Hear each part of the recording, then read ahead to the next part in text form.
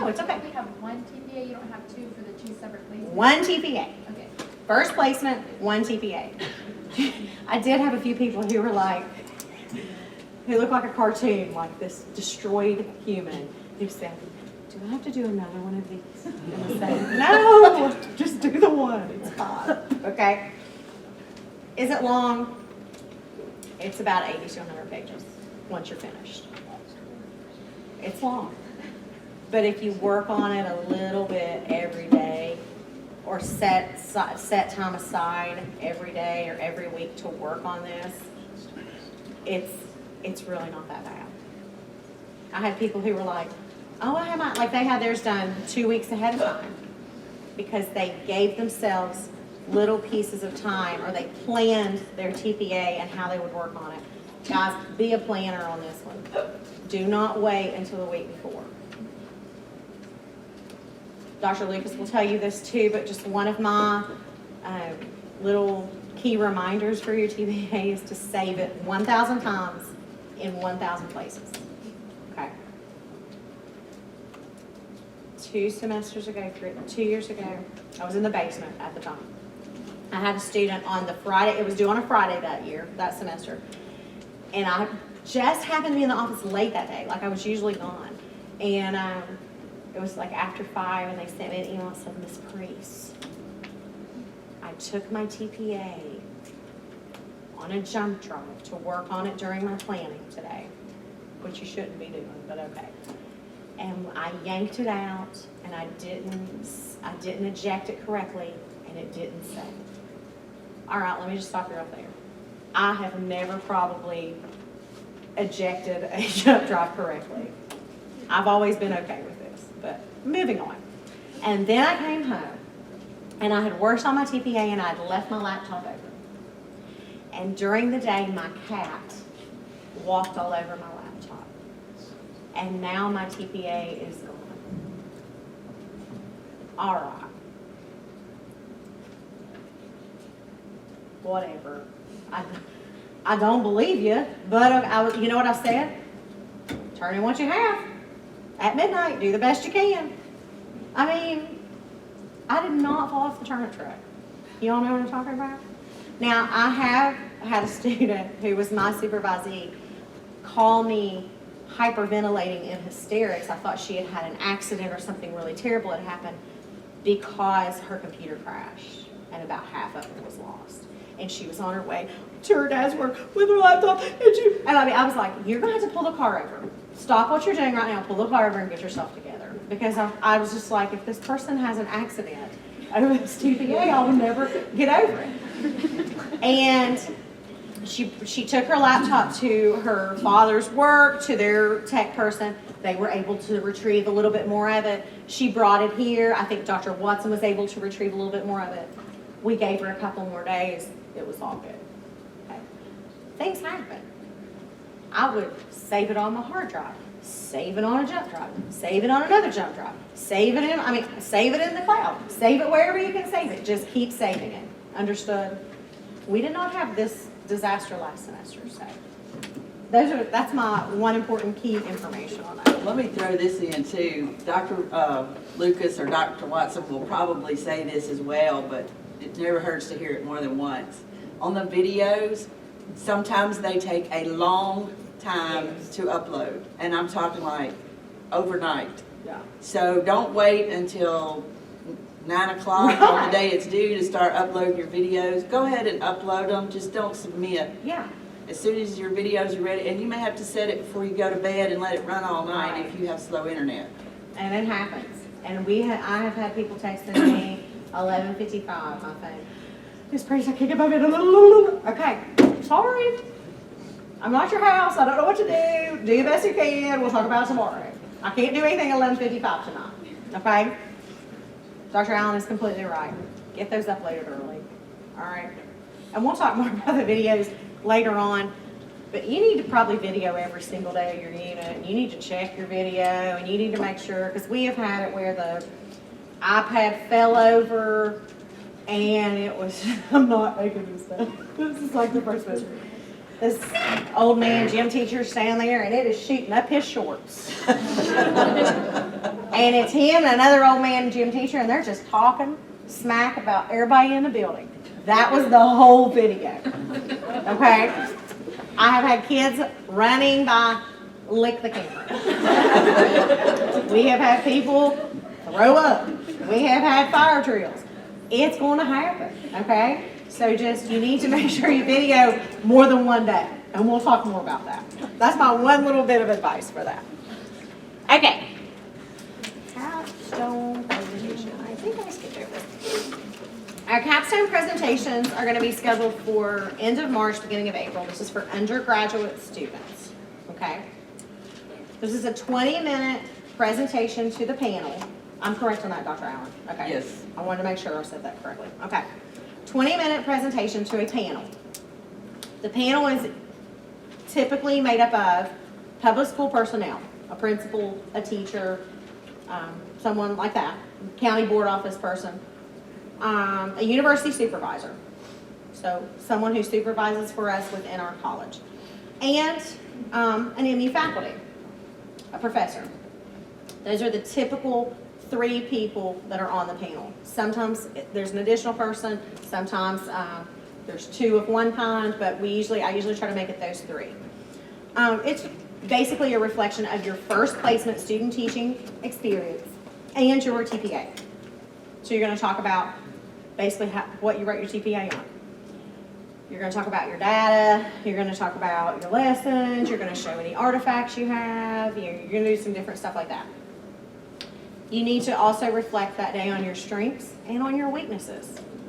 I will say this again when we have our capstone seminar, but I have had people who have not passed this because when the panel said, what do you think you can improve on? They said, nothing.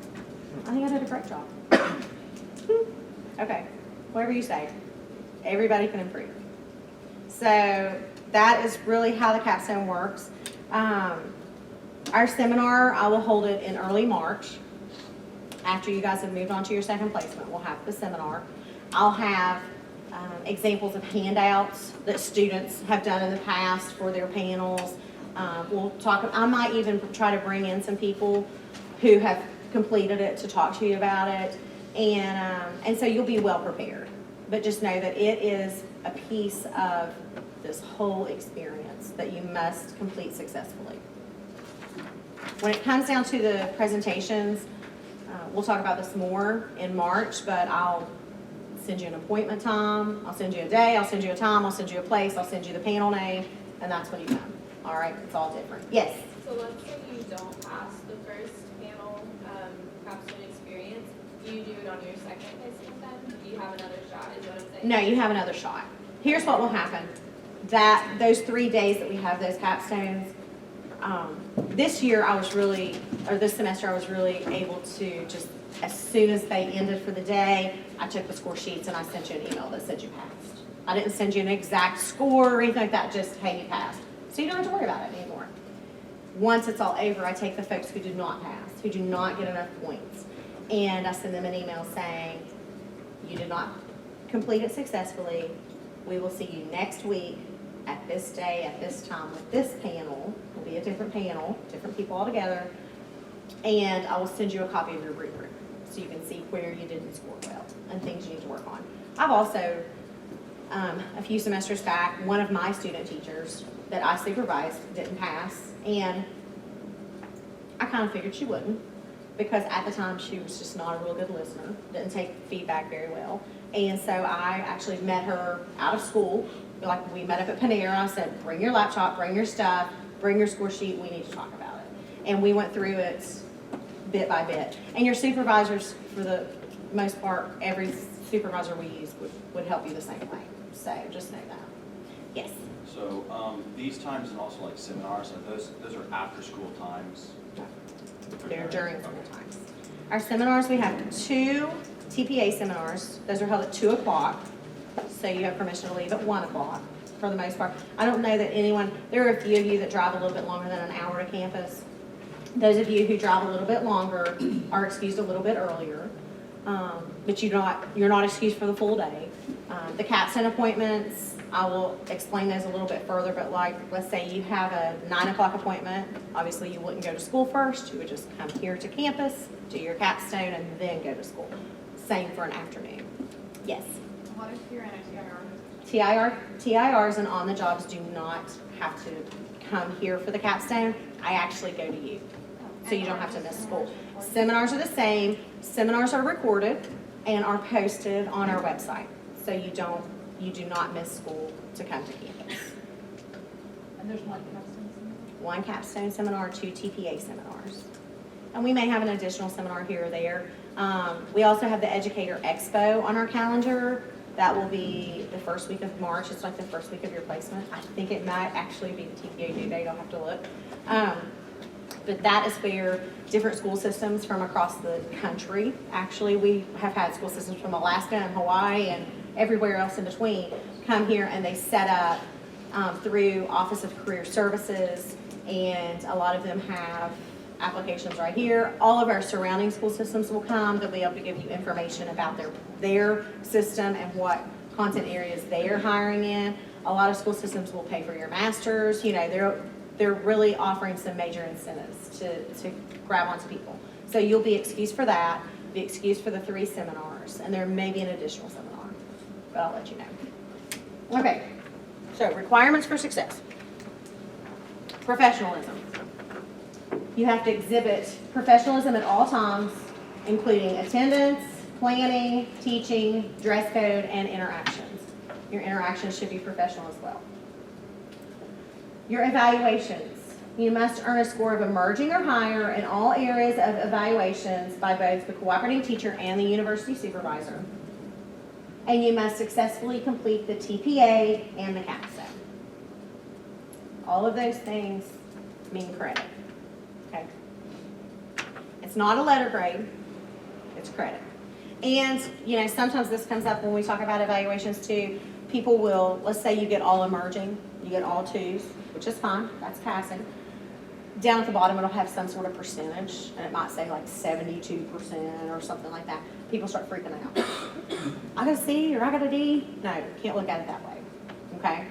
We don't even look at that. You know what I do? I open up your evaluation and I go through and make sure it's all 2 or higher. That's it. I read the comments. That's what I do. I don't look at the percentage on the bottom, okay? So repercussions. Plans of improvement will be written if students do not meet professionalism requirements. That means attendance, dress code, not having plans, not meeting the teaching requirements, and not acting as a professional. Students who do not earn emerging or higher on the midterm will be placed on a plan of improvement. Students who do not meet the improvement requirements will earn no credit for the placement. Students must earn a score of 2 or higher in all areas of the TPA, or you have to revise and resubmit. Dr. Lucas will talk more about that in a moment. You also have to earn a score of 42 or higher on the capstone, or you have to present again. I think it's 42 out of maybe 56, I want to say, somewhere there, around there. Okay, important dates and important documents. I want to show you guys this. I'm going to go out for a second. I am on the PLC site, www.marshall.edu/COEPD/PLC. All right, I will send you this link tomorrow in an email so you have the link. Has anybody here never been on the site? Everybody here should have, for the most part, if you had level 2s and that sort of thing. Okay, this has some different pictures, some different information on it. Right here, handbooks, forms, and links. Right here, students. This is what you are going to have. Responsibility profile. This responsibility profile is set up for 8 weeks. Mark out week 8. This is what you will talk to your teacher about on kind of outlining how your teaching is going to go. Okay? I'm going to take an elementary person for just an example. So on week 1, it might say observation, help with morning meeting. Week 2, it might say calendar and guided reading groups. All right. Week 3, calendar, guided reading groups, math groups. Week 4, 5, 6, full-time teaching. Week 7, handing back to teacher / observation in other classrooms. Do you see? I don't need it super detailed. Secondary people, let's say your social studies. It might say, week 1, observation / bell ringers. Week 2, bell ringers / first and second periods, or first and second block. And then week 3, 4, 5. Do you see where I'm going with this? Not super detailed, but enough detail to where you and your teacher both know what you're talking about, and we have it on file. Because this has happened in the past. We might have a teacher who has a hard time letting go. For the most part, I'm thinking about everybody I've got placements with. They've all had students before. It's not really ever been an issue. But we may have someone who has a hard time just letting go, letting you take over. We have this. They have the understanding of this is when you're taking over. Now, do they have the discretion to say, I don't think they're ready? Yeah. And we've had that before too. And we work through that and we make accommodations and we work it out. Okay? So this is the first thing that you have to take care of and get submitted. Okay? Number 1 thing. Second thing is, and it's all underneath here, teacher candidate contract. You're going to fill that out. It has your expectations. It has the cooperating teacher's expectations. And it has the university supervisor's expectations. It is your responsibility to print this out and to talk to your cooperating teacher about this contract. And then to sign it and to have them sign it. I've never had anyone say, I won't sign that. Your university supervisor will, for the most likely, be out this week. They will ask to see this. If they don't ask, you need to show it to them. And they will sign it. Once this is signed, it has to be submitted as well. I'm going to tell you how to do that in just a second. Okay, so that's that thing. Then, okay, so we've got student-teacher contract. We've got responsibility profile. Now, let me go right here. You need to read this professional code of conduct. This is everything we have talked about this morning that is just put into a PowerPoint, all right? It has our attendance policy. It has the policy actions. If you have 3 unexcused absences, you will be placed on a plan of improvement. These are unexcused absences. Got it? Not, I'm sick and here's a note and I had the flu for 3 days. You don't get put on a plan of improvement for having the flu. Okay. So you need to read that. There is a spot on the contract under your name that says, I have read and understand the professional code of conduct. You need to initial there before it's submitted, saying that you've read it and you understand it. All right. Last thing, and I don't have this on the PowerPoint, but I'm going to add it, and this is a reminder. The social media policy. I need this on file also for everyone. So you need to read this and initial. And then write your name, sign your name, and date this. You may have done this last semester. You need to do it again this semester. So I need 3 things from you. The student-teacher contract, the responsibility profile, and the social media policy. You do not have to submit that professional code of conduct because you're just reading it. Those 3 things, scan them or take a photo of them and email them to me by January 21st, end of the day. If you don't, I'm going to have to call you out on it, and it's going to be a whole thing. Have those sent to me. Understood?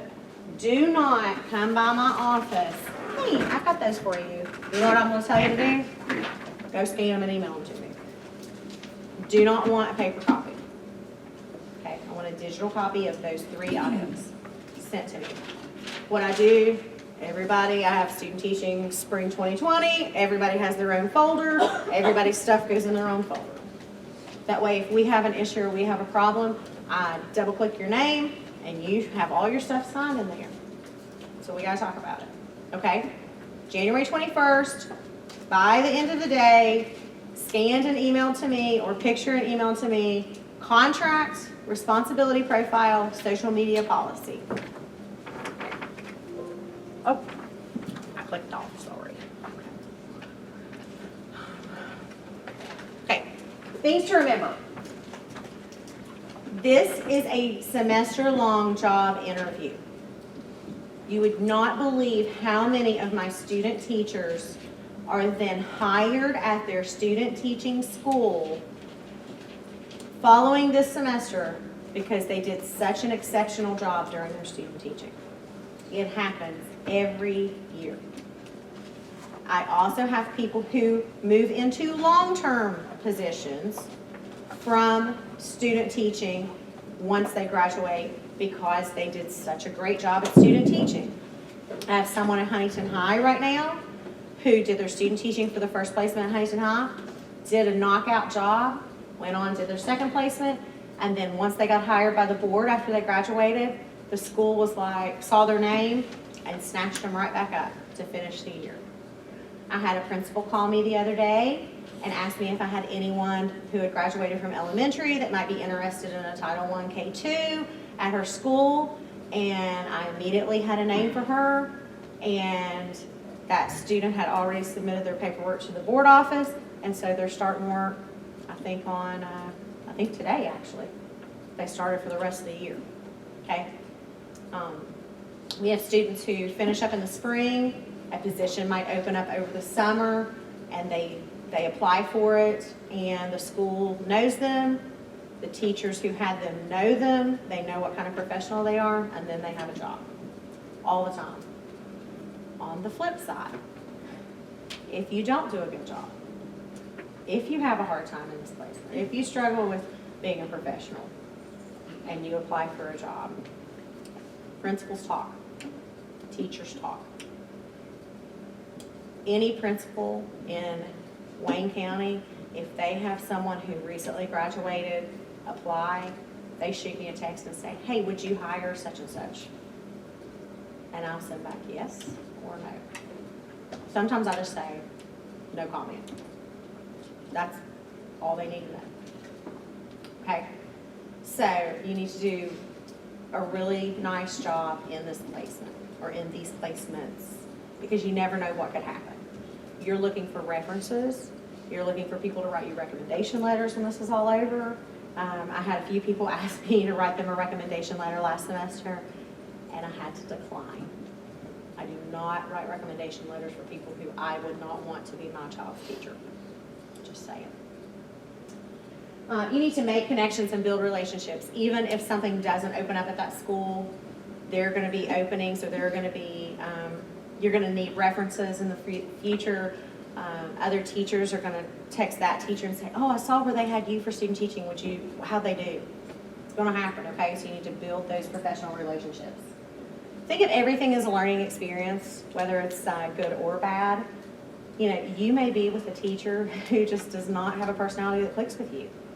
The last student teacher I had, we had opposite personalities.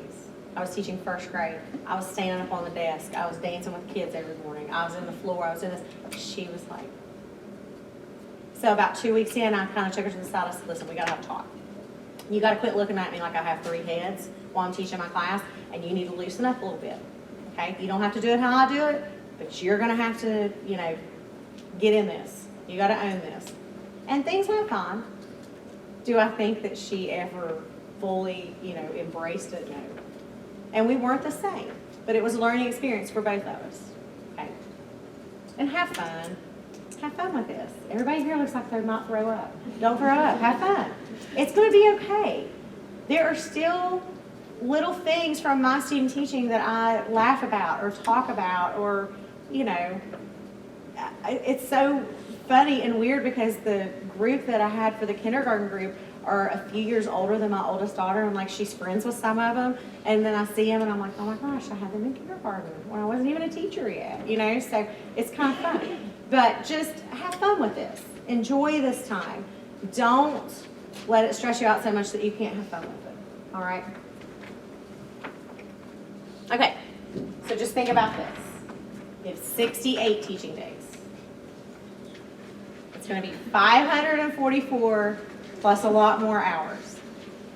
That's just the minimum in the classroom.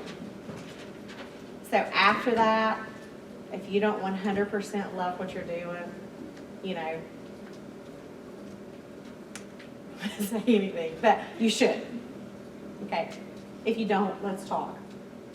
All right, but after the next 68 teaching days, if you don't love this, then maybe this is not what you're meant to do forever, and that's okay. Who thinks they 100% love it now? Okay, most everybody. Who's working on it? Who's getting there? That's okay. All right, and there's my contact info. I'm gonna send you all this PowerPoint tomorrow morning, okay? I'll send it to you tomorrow morning. I have a whole list of everything I'm gonna send you, all the reminder dates, all of those sort of things.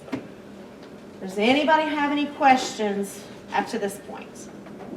Yes? Will there be any type of seminar or informational session about like the how-tos of applying for jobs? At our final seminar, which is right before the end of the semester, I actually have Debbie Smith from Cabell County and Chanda Perry from Wayne County come and talk to you all about how to apply, or what needs to be on a resume, or what they're really looking for. So yes, we do have that. And Beth Law today give you great stuff, and you can start building your resume all semester long. Okay. Yes. For the timeline, if we only have like one placement, but it's longer, Mhm. Do we just extend that timeline, or do we do? You'll need to do 2, but your second placement timeline is gonna be real different, because you're not gonna have that observation time and things like that. So, and like the end of this first placement one, you're not gonna have the giving back to the teacher, you're just gonna be doing the full-time teaching. So yours will look a little different, but that's okay. Yes, Dakota?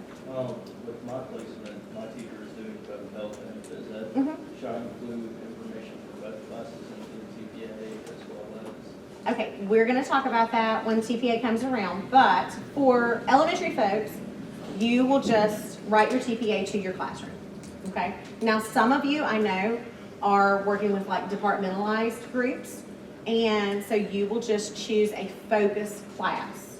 So let's say, and I'm just using Erin for an example, like I know she's going to move with a group, okay? So she won't have to choose a focus class, she's gonna have that class of kids. If you are in a departmentalized school and they, you know, your teacher teaches all of the reading, let's say, and there's 4 different groups, you will have to pick one, and that will be your focus class. For secondary people, you will choose one class, and that will be your focus class. So like, let's say you want to choose your 7th period, 11th grade English, then that's who you do your that's who you write your TPA for. You don't write it for the 300 kids you see through the day. Does that make sense? On the data and all of those different things. Okay. Other questions? Don't hold back. It's okay. Yes. The MAT students have to do the capstone. Check Blackboard, what you have to do is described in there. Okay. It's a little different. It's different. All right. And this semester, it's way different. Okay, so it's a lot different. How's that? It's a portfolio. Okay, there we go. So MAT students is a little different, because this is the capstone that I'm talking about is for the undergraduate students only. Any other questions? No? Who feels like their head's like, Don't, it's all good, it's okay. Okay, so it is 10:32. Dr. Lucas will be here at 10:45 to start talking about the TPA. Don't be late. Okay, so you have a few minutes. If you have a specific question that you want to ask me, just me, come see me. Otherwise, when Dr. Lucas comes in and Dr. Watson comes in at 10:45, we will talk about TPA.